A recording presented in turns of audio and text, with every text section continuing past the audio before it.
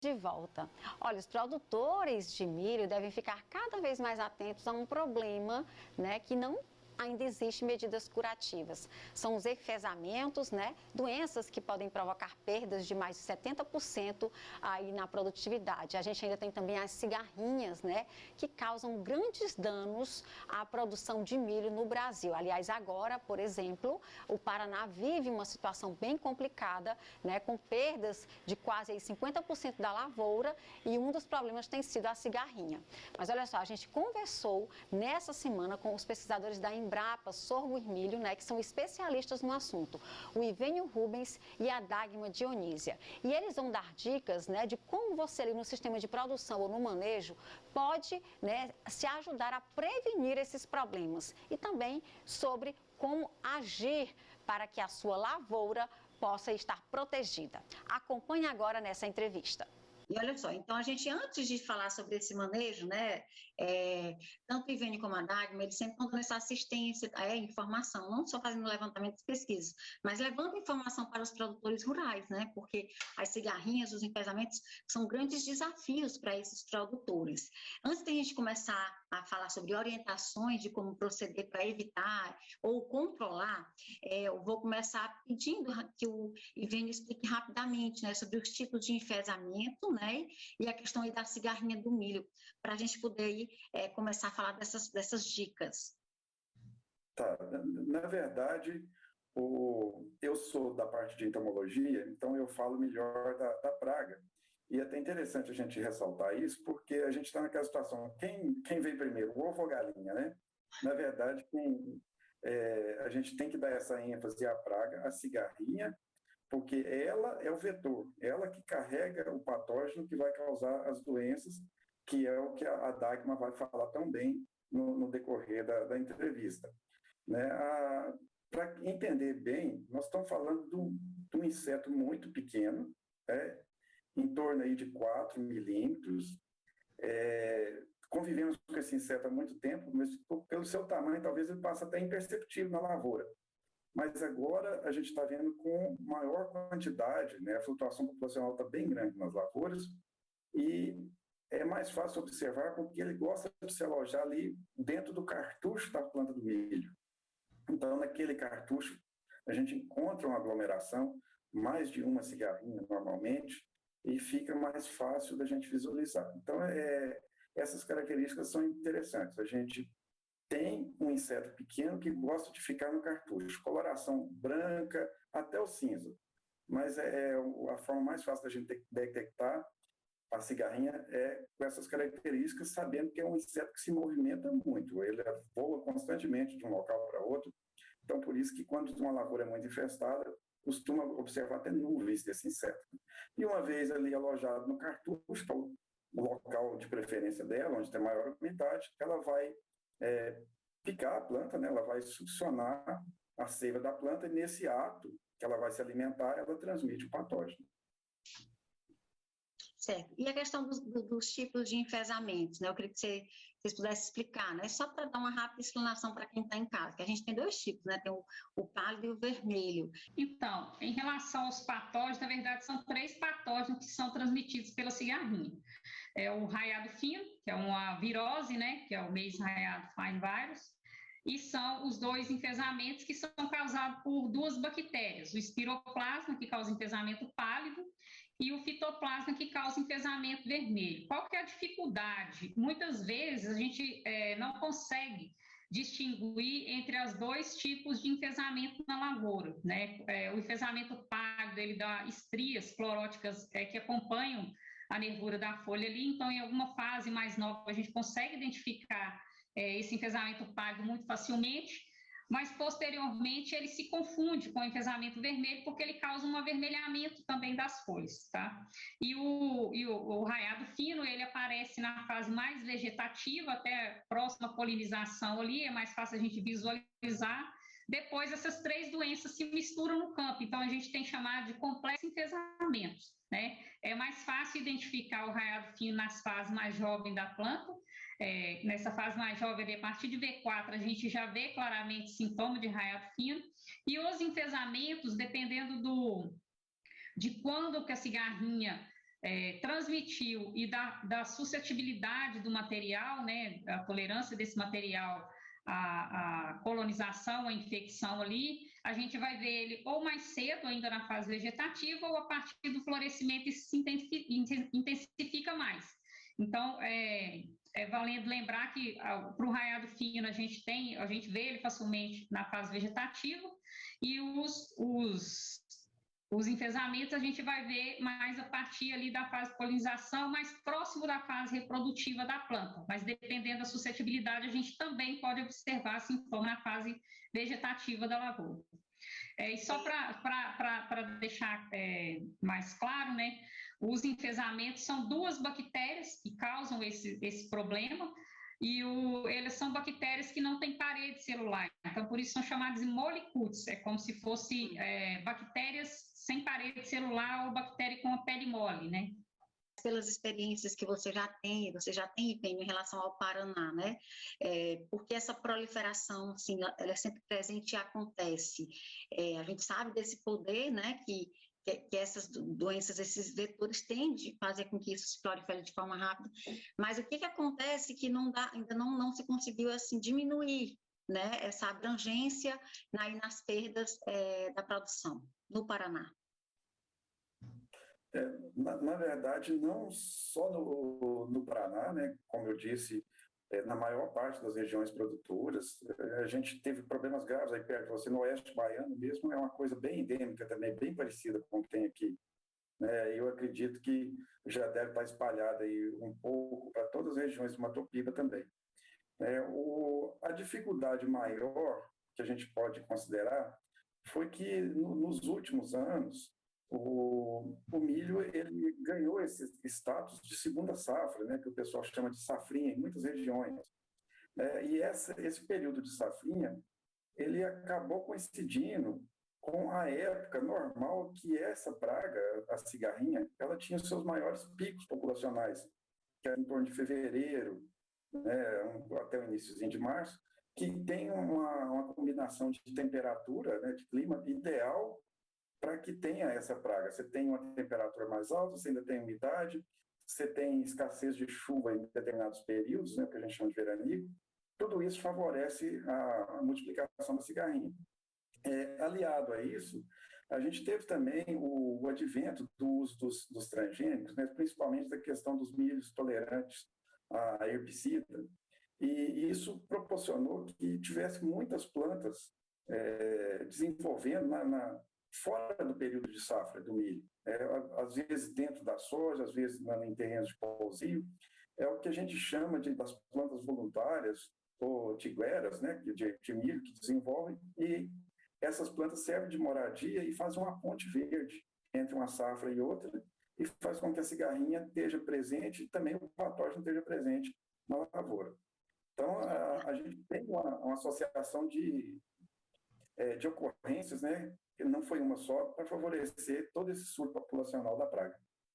Só lembrando que o presidente da ProSoja, né, aí do Paraná, Eduardo Costa Cassino, ele se manifestou essa semana e disse que realmente esse cenário ele é algo que está fora, né, do normal, é atípico, como ele utilizou a palavra, né, por conta não só das dificuldades de houve atraso no plantio, né, mas também pelo severo ataque de cigarrinhas em regiões paranaenses. Eu agora quero trazer aqui então o que eu acho que o produtor tanto nos espera para a gente possa acompanhar. A questão que esses enfesamentos, esses ataques desses vetores, eles podem ser prevenidos ou precavidos, enfim, com algumas técnicas de manejo, né, que podem ser aplicadas ao sistema de produção de milho. Eu vou trazer aqui alguns tópicos e aí vocês vão aí respondendo e falando da importância de cada um deles. Né? Primeiro, eu queria que vocês falassem sobre a questão da influência do clima, né? Isso já foi percebido que, de fato, eles são um fator que contribui para o ataque? Eu vou falar primeiro e a Dagmar pode complementar, tá bom? Porque nós temos a interferência do clima não só no ciclo da praga, da cigarrinha, mas também nos patógenos. Então, existe uma situação que é mais favorável para a ocorrência. Normalmente, é o que eu citei um pouquinho anterior, onde a gente tem uma ausência de chuva, mas a gente ainda tem umidade e a gente tem temperatura mais alta, e isso ajuda. Então, qualquer problema que às vezes te leve a colocar a lavoura um pouco mais fora de época, um plantio por uma data diferenciada do que é normal, isso também favorece a ocorrência da praga, né? Porque ela está se multiplicando, ela está se movimentando o tempo inteiro. Só para ter uma ideia, quando a temperatura está alta, um ciclo dessa praga pode ocorrer em 20 dias. Quer dizer, em 20 dias eu tenho de ovo a adulto e novos ovos na área. Então, por isso que multiplica bem rápido. Se isso ocorre na época do frio, isso já vai para 40 dias. Por isso que, às vezes, só o fato de estar mais frio já funciona, pode funcionar até como um escape para não ter a praga, né? Só para entender como que é importante a questão do clima, né? Dagmar, em relação à análise da área, né, antes desse plantio, por que é importante para analisar ali a área e os aspectos, de como isso influencia de fato? Só para complementar, antes de responder essa questão de área, né, a questão de clima em relação ao enfesamento, assim como a cigarrinha, os patógenos também, eles sofrem influência de clima. Então, assim, o enfesamento pardo, ele tende a ocorrer em temperaturas mais altas, em torno de 25, 30 graus, lembrando que isso é uma média, né, pode variar para mais, para menos, e o enfesamento vermelho, que é o fitoplasma, em temperaturas um pouco mais amenas, em torno de 22 a 27 graus, mais ou menos. E uma questão importante é que o clima, né, na safra e nas safrinhas, ele é um pouco diferente, né, com maior umidade no período de safra e uma umidade mais baixa no período de safrinha. Então, essas plantas de milho na safrinha, elas tendem a ter um estresse climático maior, né, com os veranicos que o Ivene já citou ali, e isso ajuda a intensificar os sintomas dos enfesamentos.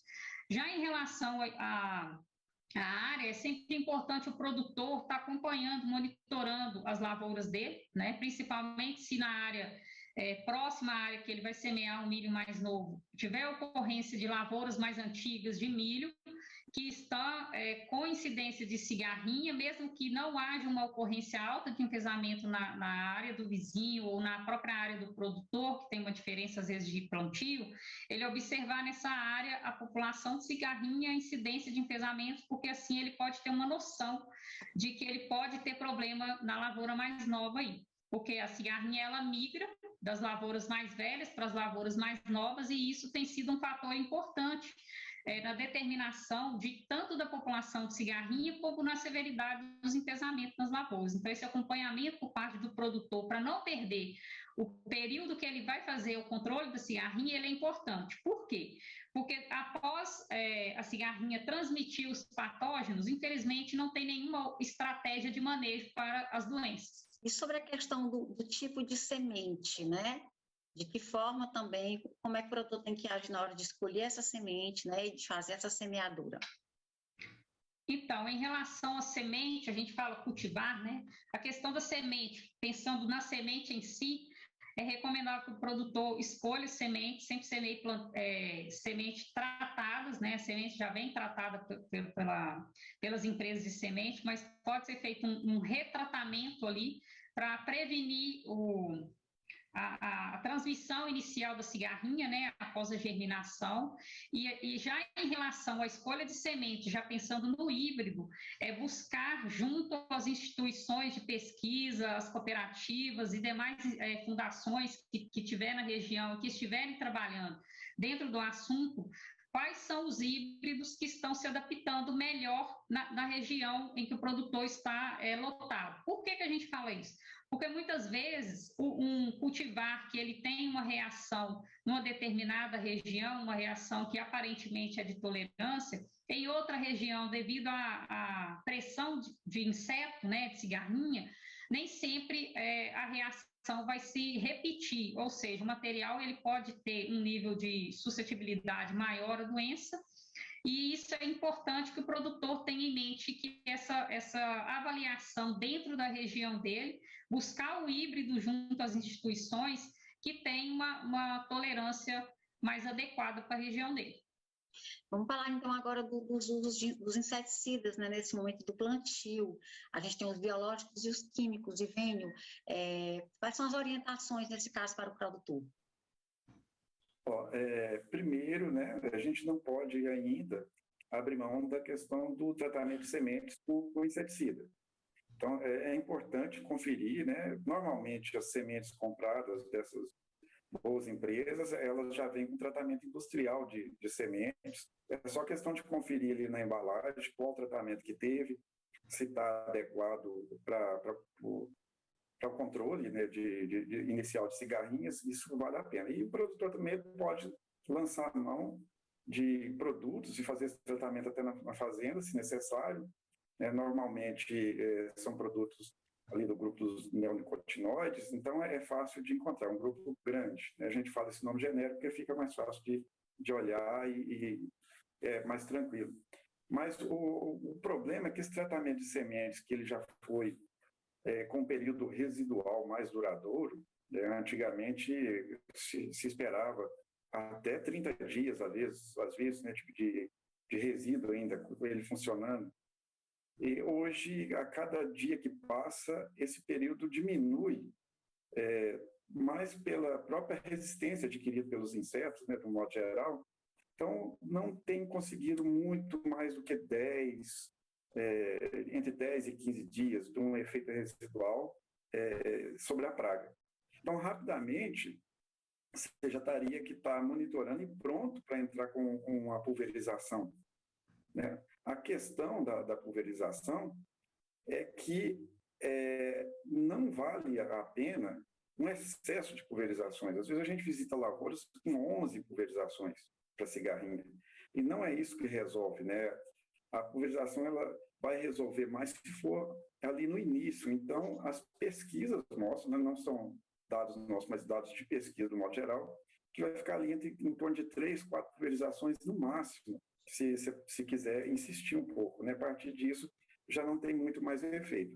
O que faz toda a diferença, e isso serve tanto para o inseticida químico quanto para o inseticida biológico, é o que a gente chama de posicionamento, né?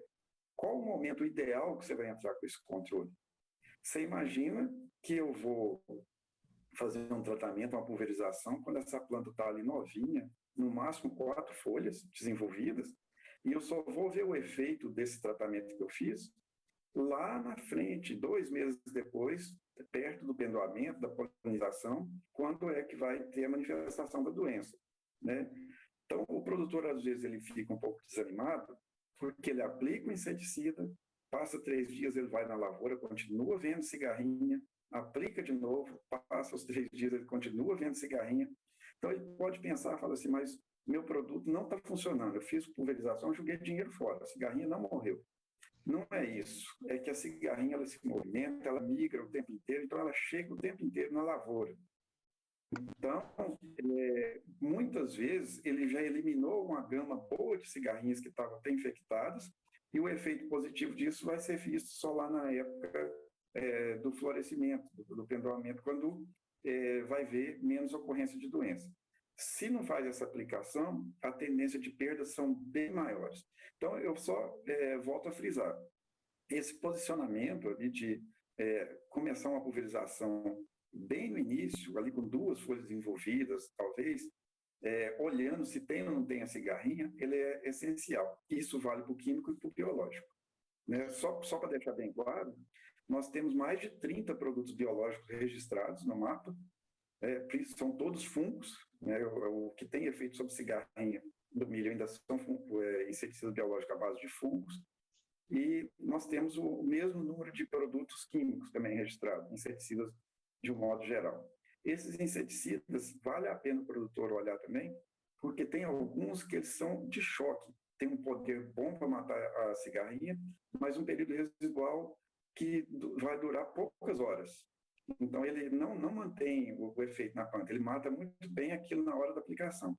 Mas tem produtos que são sistêmicos, que têm uma chance de ele ficar alguns dias fazendo efeito na planta. Então, é bom ele mesclar também. Ele não precisa usar um único produto. Tentar usar o de choque quando a população for muito alta e manter um sistêmico, às vezes. Então, por isso que dá para equilibrar com poucas pulverizações. Falando agora da questão da rotação, né, dessas cultivares, que é a importância dessa rotação. Então, em relação à rotação de culturas, um padrão importante que a gente tem observado é o seguinte: qualquer cultura que a gente semeia ela sobre ela mesma, tem tendência de ter uma população de insetos e população de doenças, no geral, tanto outros insetos e outras doenças no geral, a gente está favorecendo a ocorrência de maior quantidade de doença e de maior infestação de insetos, porque eu tenho alimento o tempo todo nessa lavoura, né? Então, uma das recomendações, inclusive, para enfesamento e para cigarrinha, é essa questão de evitar o milho sobre milho. Então, esses plantios sequenciados de milho, né, essas épocas de plantio também muito próximos, com lavouras ou com lavouras com idade, diferindo ali as fases vegetativas, vai favorecer que a cigarrinha migre. Uma das dificuldades da rotação de culturas, pensando na cigarrinha e nas doenças, é que o nosso sistema de produção brasileiro, hoje, a gente tem milho praticamente o ano inteiro. Então, a gente quase que tem uma ponte verde durante todo o ano. E as poáceas, né, que são as gramíneas, aí, outras poáceas, um grupo grande dessas gramíneas, elas são hospedeiras são abrigo para cigarrinho, né? A gente não tem o dado ainda confirmado se elas são hospedeiras dos patógenos, mas elas abrigam cigarrinhas, inclusive outras culturas também são abrigo de cigarrinho. Então, até essa rotação de cultura, ela tem que ser pensada sob o ponto de vista se as plantas que a gente vai inserir nesse sistema, elas são abrigo ou não para cigarrinho, porque tudo que favorece a sobrevivência da cigarrinha ali, ela está favorecendo que essa população chegue mais rápido dentro das lavouras de milho, que até então é o único hospedeiro dos enfesamentos, e também é o único hospedeiro da cigarrinha, comprovadamente até agora, né? E, Vênio, esse problema, né, ele não é só do Brasil, né? Outros países também vivem, né? Enfrentam esse problema com a questão aí dos enfesamentos, da cigarrinha, enfim. Ele é um problema do milho, né? Tanto é que a gente falou que outras plantas servem como hospedeiros para alimentação e abrigo, a gente citou braquiária, milheto, sorgo, mas para o ciclo reprodutivo se completar, até onde a gente sabe, precisa do milho. Mas ela se completa nesse milho que a gente tem aqui e em milhos selvagens, às vezes lá na região do México. Então, aonde plantou milho, da América Latina toda, né, até lá embaixo no Uruguai, Paraguai, a gente já tem notícia que tem tido problema de enfesamento. Porque, de certa forma, nós temos enfrentado muita dificuldade com mudanças climáticas também, né? Isso vem... a gente não tem um padrão de quando é que vai ter uma condição mais ideal, em qual local que isso vai acontecer. Então, a gente acaba observando que tem uma sequência. Começou o problema mais sério no Sudeste e Centro-Oeste, foi lá para o Sul, esse ano está pegando no Mato Grosso, um pouco no passado já teve no Mato Piba. Às vezes você passa ali alguns meses, 2 meses, sem nenhuma planta de milho, e quando o milho é plantado de novo, aparece. Essa cigarrinha, ela estava presente, e enquanto ela estiver adulta, o patógeno está com ela. Então é fácil manter esse ciclo. Então, por isso que é importante quando a gente fala, vamos tentar ter cuidado com a questão das plantas de tiguera, né? Quebrar essa ponte verde.